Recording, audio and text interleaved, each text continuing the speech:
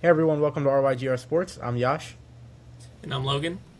and today I'll be talking about the epic finals matchup between the New York Knicks and the San Antonio Spurs. Starting with the Knicks, they haven't been to the finals in 27 years. 1999 was the last time that they went, and they lost to Tim Duncan Spurs. Talking about the Spurs now, last time they went was 2014. They obviously beat the Miami Heat. I mean, but both of these teams are completely new, completely fresh. A lot of rookies, or not a lot of, like a lot of young players. Wembenyama, this is his chance to cement himself as one of the best players of all time. I think if he wins this finals, I think he's a solidified top 20 all time already at the young age of 22. Um, a lot of people didn't think that the Spurs could do it. I know here, Logan here had the OKC winning in six, I believe, right? You had OKC winning, yeah, and I had OKC winning or I had the Spurs winning in six. Obviously, it ended up going to Game 7. We got a great game. Wembenyama played incredible that game, especially defensively. Stephon Castle played big minutes. Vassell played really big minutes. Luke Cornett with the game, in my opinion, the game-saving block. Um, we had, I'm trying to think of his name, Dylan Harper play basically hero ball. I mean, that three that he hit with 6 minutes to go, it was huge because OKC was on a 14-0 run at that point. Um, I think this is going to be I think this is going to be a really good finals. I don't think. I just, to be honest though, I don't think that the Knicks are capable of winning this game or this first game. I think San Antonio is going to be really hot at home. I think San Antonio is going to be. I mean, it's a really difficult place to play, San Antonio, right? And so I don't think Knicks can have any chance at winning game one or two. I think the Knicks can even the series going back home. But after that, I think the Spurs win the next two. I think this is all going to come down to how the role players can play. The Knicks, I believe, are a deeper team than the Spurs are. However, I think the Spurs starting five is better than the Knicks starting five. Um, Logan, I would like to ask you, who do you think is going to have to, aside from Brunson and Wembenyama, who do you think is going to be the biggest X factor in this series? Well, it's a good question, and both of these teams have a lot of players that can be an X factor in this series. Obviously, you have the big two with Wembenyama and Brunson on either side, but there's a lot of other really great players on both of these teams, and anyone can step up and have an insane game and steal one. To answer your question, I would have to go Josh Hart on the New York Knicks. He's a triple double type player. I think if he can, string together a couple double doubles in this series, like 15 points, 10 rebounds, like I don't know, like 5 assists, something like that. That's really going to help the Knicks in this series. I think he definitely is that kind of player where if he's having a good game and he's filling up the stat sheet with steals and blocks and rebounds, then he's the type of player that can win the Knicks a game and maybe even a series. So I would have to go with Josh Hart there. I know Mikal Bridges really struggled in early in the playoffs, but had a good series against the 76ers and the Cavs. So he's another guy that needs to step up. I think without those two players stepping up in this series, I think this is the Spurs series to lose.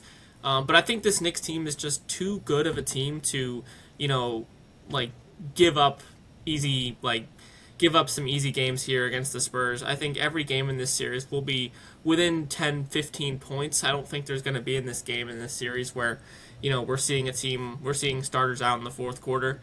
When I look at this matchup, it's very close. They split the season series one apiece. First time they played, the Spurs won 134 to 132. So that was a pretty insanely high scoring game there. That was played in San Antonio. And then they played again later in the season, and the Knicks won that game by 25. So, you know, obviously the regular season is so much different than the playoffs.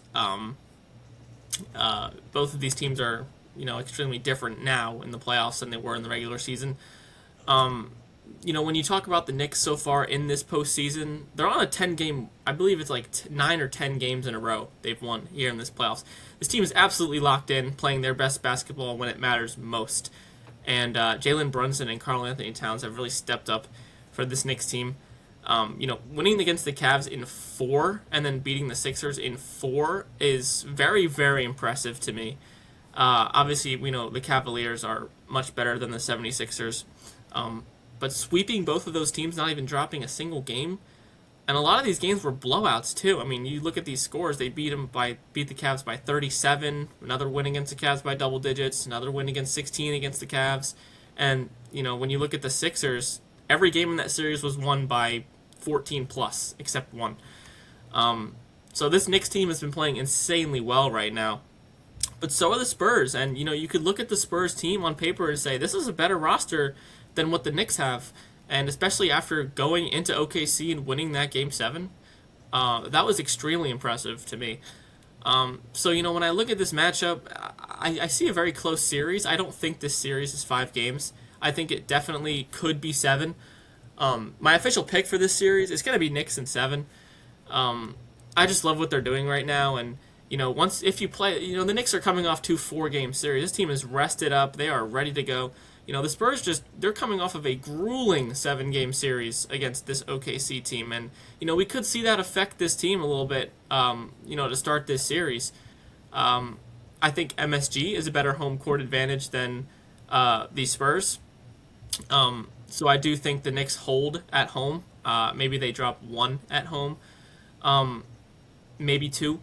But for the most part, I really do think that this Knicks team has what it takes to beat the Spurs. But, this is the matchup that everyone really was hoping for. So, either way, we're looking at a first-time champion on both sides, which is, it's what us NBA fans want to see.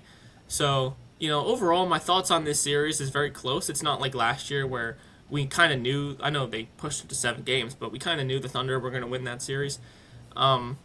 This could go either way, and I really am going to enjoy watching Wembanyama in the NBA Finals. And to your point, I think if he and the Spurs do get this series won, I think, definitely there will be some conversations about Wembanyama and, GOAT potential and all that stuff.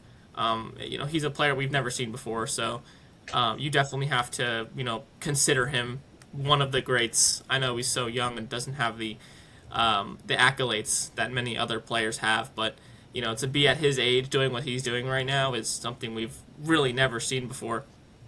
But overall, it's a great series. I mean, my girlfriend's family is Knicks fans, so I will be rooting for the Knicks in this series, and but really either way, I would not be disappointed with any of these teams losing or winning the series. So, great series. I'm going to take the Knicks in 7, but I do think there are definitely a few players on both sides that need to step up in this game to help their team win.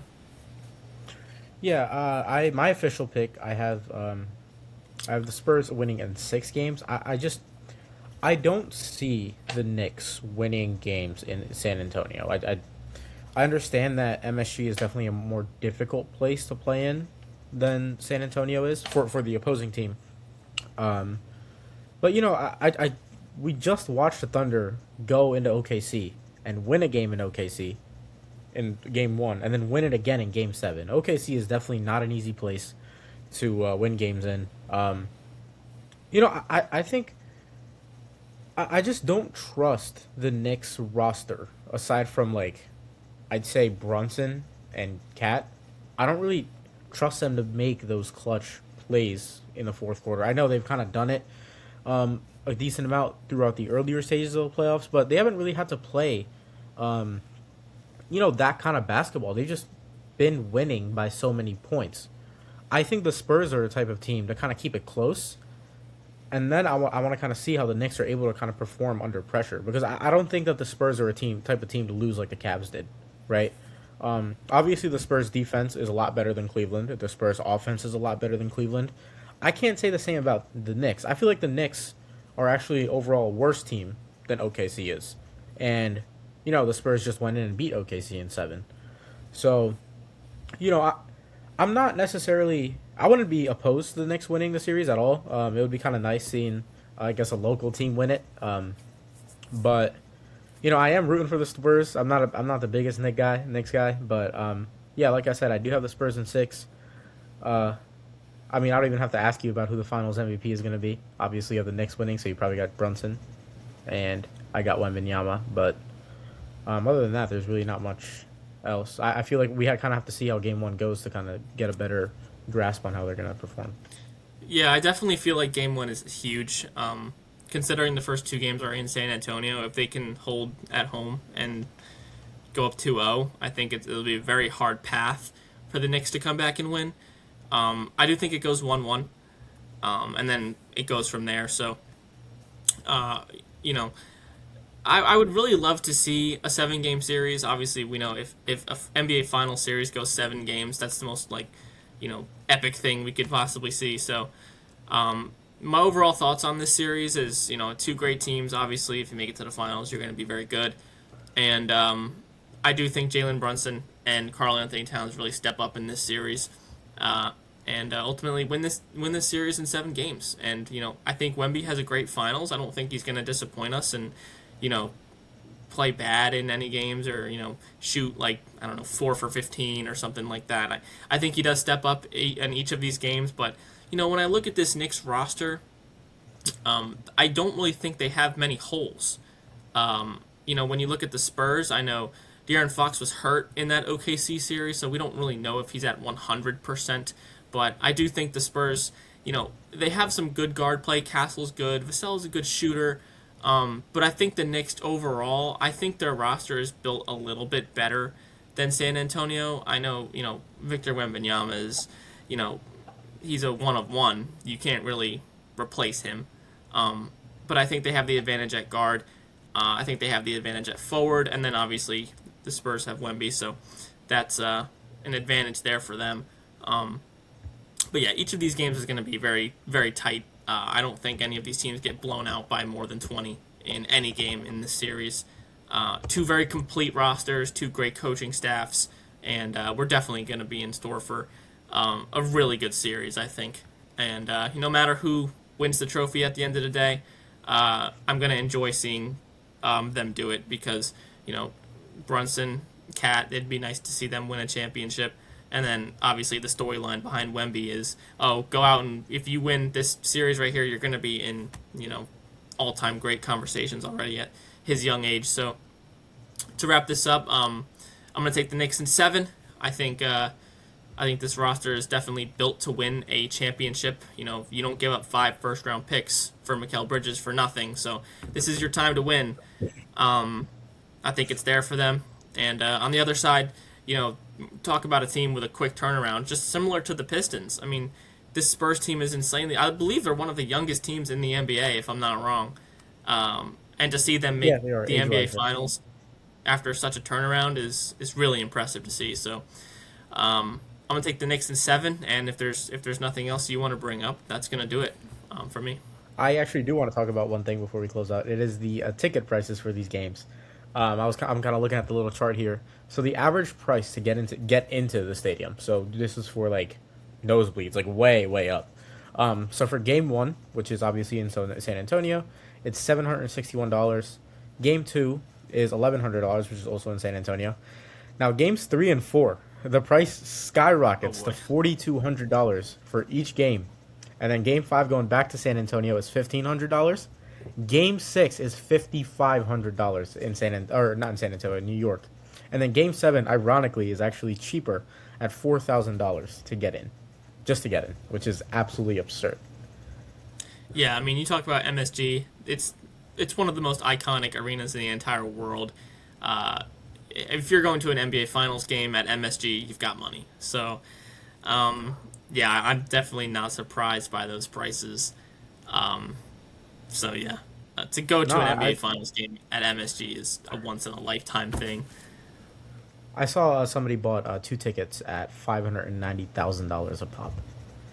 That is absolutely that must be courtside. Ridiculous. It is. It was courtside, yes. Yeah. Ridiculous. All right, guys. Well, that's going to do it for this preview.